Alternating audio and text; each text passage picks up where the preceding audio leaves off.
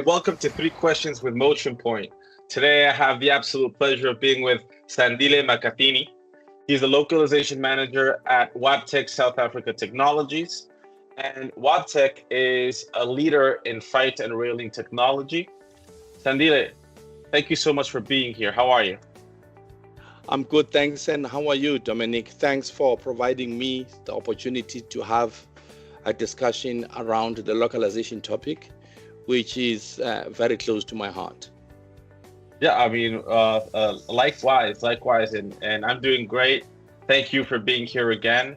It's going to be a very interesting discussion because I don't know that much about localization in South Africa, but in doing some of my research, I realized, well, just how diverse it is, not only culturally, but also the amount of official languages you have. I don't think I've heard of a country that has more official languages. Maybe there is, but maybe we can start off there.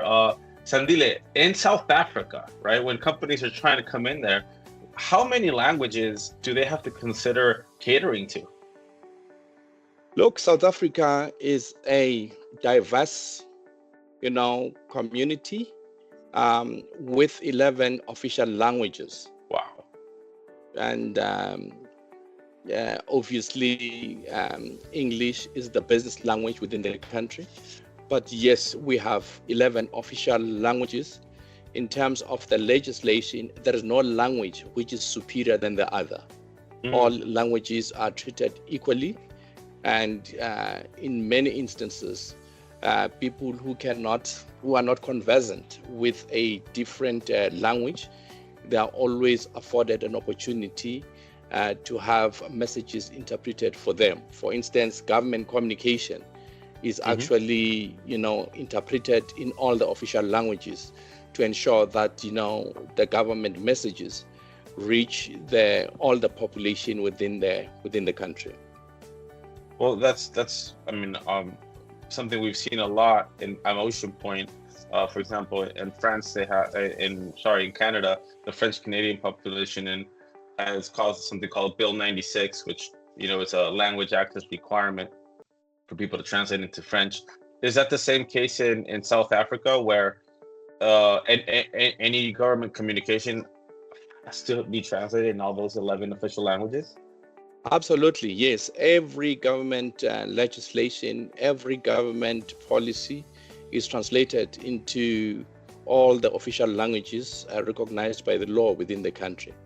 And what about businesses? Sign language, by the way, sign language has been added onto the list. Sign language, the government ensures that, look, any communication, for instance, when you watch the news bulletin from television, particularly when the government is addressing the citizens, there is also a sign language which is added.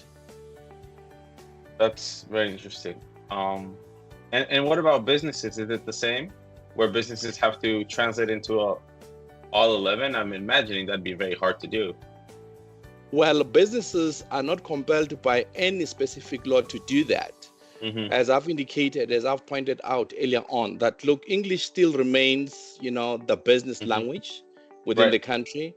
However, there are certain critical policies, which come from the government, which talk to business.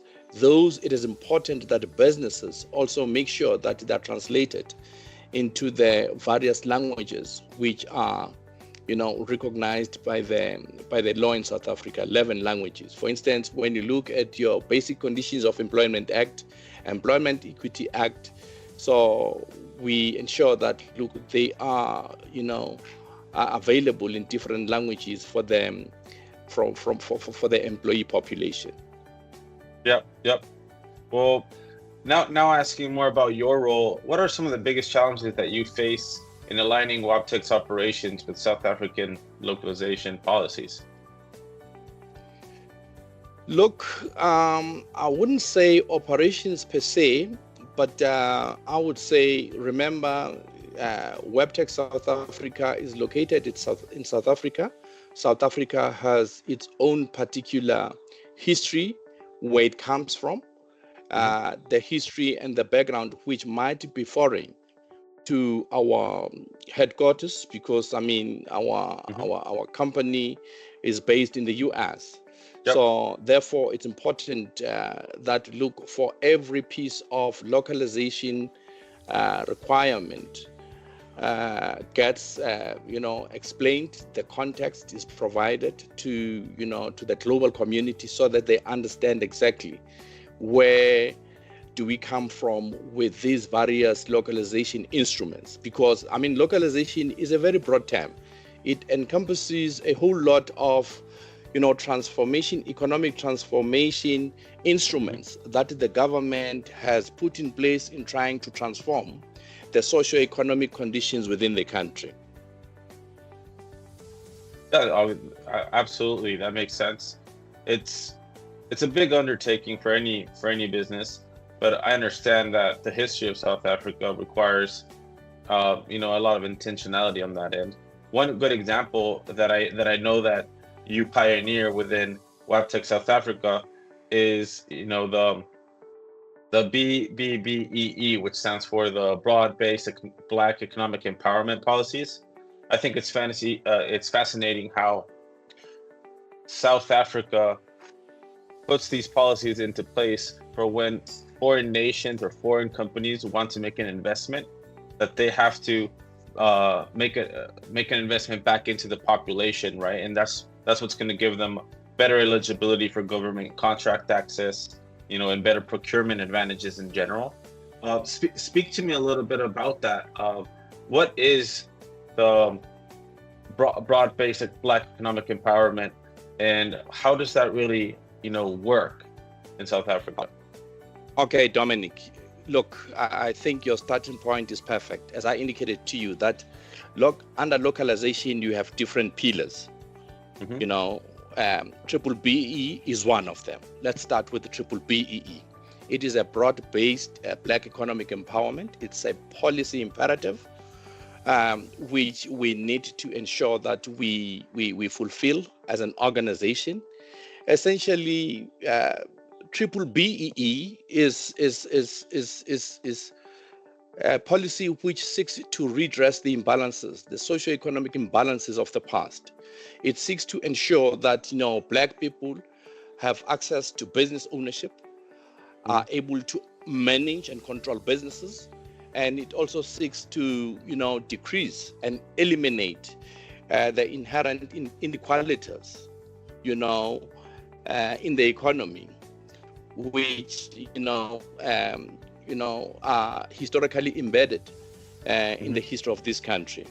So, Triple BEE seeks to, level the playing field so that even Black people who were previously denied, some business opportunities, access to some business opportunities, today are able to, realize their full potential in terms of, economic participation. And certain jobs in South Africa were reserved for specific races.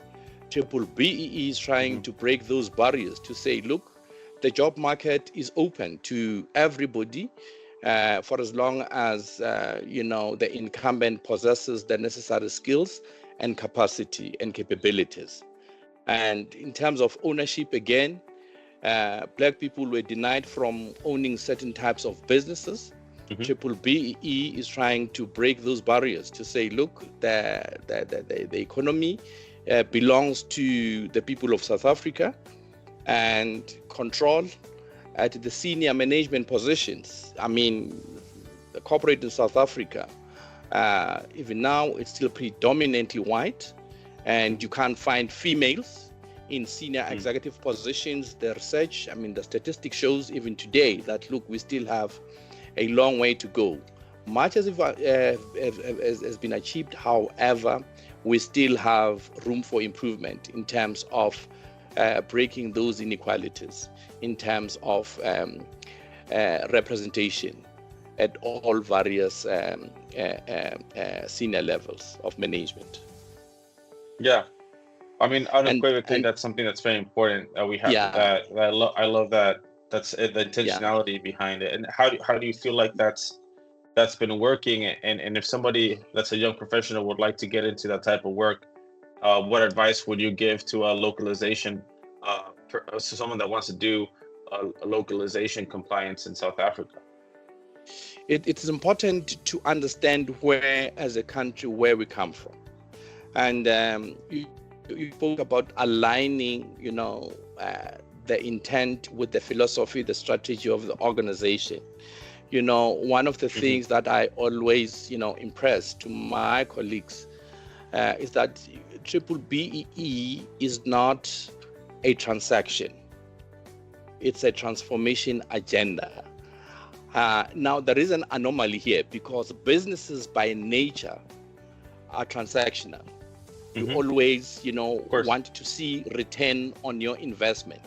When you spend money, you want to know, what is it in for me?